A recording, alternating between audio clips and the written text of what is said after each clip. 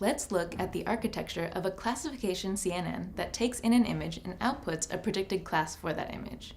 You've seen how to train CNNs like this on sets of labeled image data, and you've learned about the layers that make up a CNN, things like convolutional layers that learn to filter images, and pooling layers that reduce the size of your input. We know in theory what's happening in these layers, but after a network has been trained, and especially in networks with many layers, how can we know exactly what each layer has learned, and why is this important? Take this classifier as an example. Say it's only been training for a little while and is learning to distinguish images of dogs from images of wolves, but it's making some mistakes. Here are a few images from the training set for comparison. What can you see that distinguishes these images?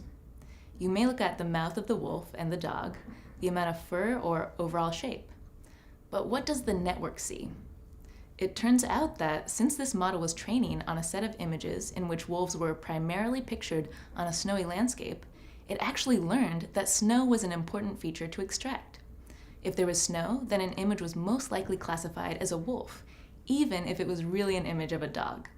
So because of the limited training data, the model learned to identify snow rather than really identifying the different features of a dog and a wolf. And if we had some insight into what features this model was extracting, we could actually visualize this shortcoming. So how can we see what kind of features a network has learned to recognize? This area of study is called feature visualization, and it's all about techniques that allow you to see, at each layer of a model, what kinds of image features a network has learned to extract. And we'll cover a variety of these techniques in the next few videos.